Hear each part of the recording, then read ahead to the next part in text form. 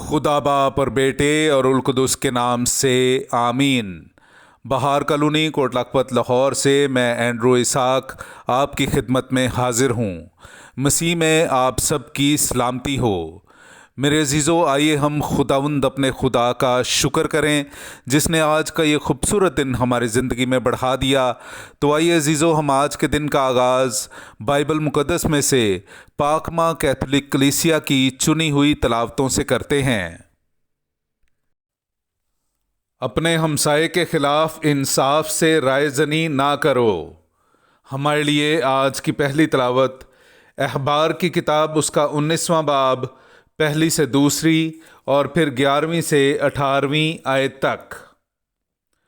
اور خداوند نے موسیٰ سے کلام کر کے فرمایا، بنی اسرائیل کی جماعت سے خطاب کر اور کہہ کہ تم پاک ہو جاؤ، کیونکہ میں خداوند تمہارا خدا پاک ہوں۔ تم چوری نہ کرو، تم جھوٹ نہ بولو، کوئی اپنے ہمسائے کو فریب نہ دے، اور میرے نام کی جھوٹی قسم مت کھاؤ، اور اپنے خدا کے نام کو داغ نہ لگاؤ۔ میں خداوند ہوں۔ تو اپنے پڑوسی پر ظلم نہ کر، نہ اس کا کچھ چھین لے، اور مزدور کی مزدوری تیرے پاس اگلے دن تک نہ رہے۔ تو بہرے کو گالی نہ دے، تو اندھے کے آگے ٹھوکر لگنے والی چیز نہ رکھ، اور اپنے خدا سے ڈر۔ میں خداوند ہوں۔ تو عدالت میں بے انصافی نہ کر، تو غریب کی رعایت نہ کر، اور نہ بڑے آدمی کا لحاظ کر، بلکہ انصاف سے اپنے ہمسایہ کی عدالت کر۔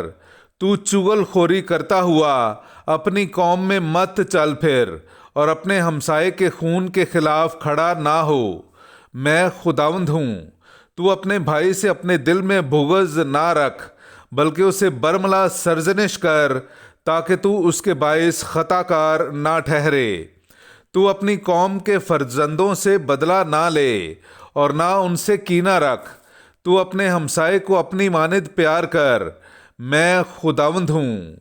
پاک کلام کا پڑھا اور سنا جانا ہم سب کے لیے باعث برکت ہو۔ خدا کا شکر ہو۔ اے خداوند، تیری باتیں روح ہیں اور زندگی بھی ہیں۔ میرے عزیزو، آئیے ہم خداوند اپنے خدا کی حمد و تعریف کریں۔ میں آپ کے سامنے پڑھوں گا زبور نمبر 19، اس کی 8ویں سے 10ویں اور پھر 15ویں آیت۔ خداوند کی شریعت کامل ہے، جان کو بحال کرنے والی ہے۔ خداوند کی شہادت قابل اعتماد ہے، کند ذہن کو بھی دانش بخشنے والی ہے۔ خداوند کے قواعد راست ہیں، وہ دل کو مسرور کرنے والے ہیں۔ خداوند کا حکم صاف ہے، وہ آنکھوں کو روشن کرنے والا ہے۔ خداوند کا خوف پاک ہے، وہ ابد تک قائم رہنے والا ہے۔ خداوند کی قضائیں برحق ہیں، سب کی سب راست ہیں۔ میرے منہ کا کلام اور میرے دل کا خیال تیرے حضور مقبول ہو۔ اے خداوند، اے میری چٹان، اے میرے مخلص۔ پاک کلام کا پڑھا اور سنا جانا ہم سب کے لیے باعث برکت ہو۔ خدا کا شکر ہو۔ نعرہ حمد۔ خداوند فرماتا ہے، اپنے تمام گناہوں کو اپنے پاس سے دور کر دو، اور اپنے لیے نیا دل اور نئی روح پیدا کرو۔ میرے عزیزو، آئیے ہم آج کا انجیلی اقتباس سنتے ہیں۔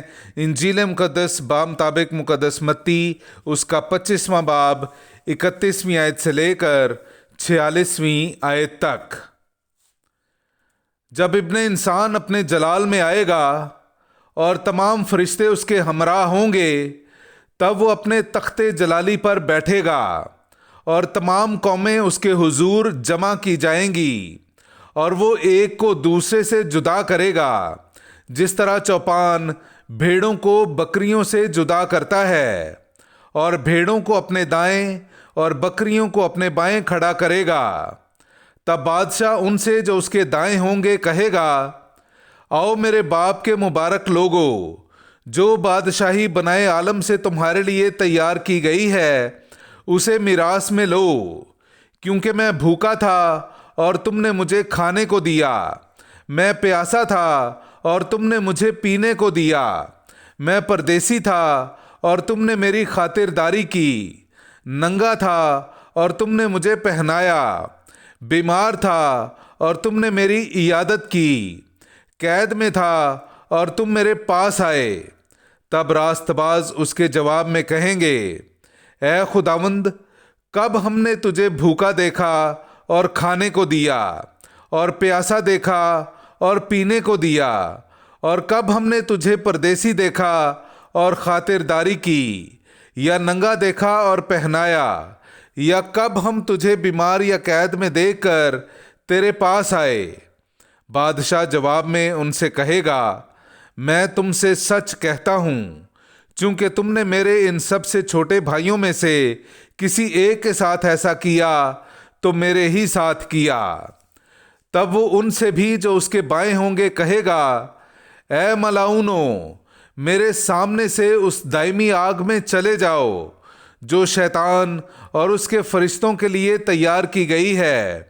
کیونکہ میں بھوکا تھا اور تم نے مجھے کھانے کو نہ دیا، میں پیاسا تھا اور تم نے مجھے پینے کو نہ دیا، پردیسی تھا اور تم نے میری خاطرداری نہ کی، ننگا تھا اور تم نے مجھے نہ پہنایا، بیمار اور قید میں تھا اور تم نے میری خبر نہ لی۔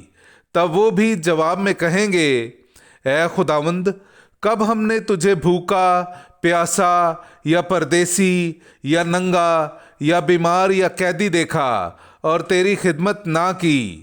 تب وہ ان کے جواب میں کہے گا، میں تم سے سچ کہتا ہوں کہ چونکہ تم نے ان چھوٹوں میں سے کسی ایک کے ساتھ نہ کیا تو میرے ساتھ بھی نہ کیا۔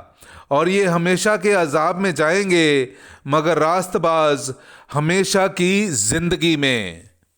پاک کلام کا پڑھا اور سنا جانا ہم سب کے لیے باعث برکت ہو۔ خدا کا شکر ہو۔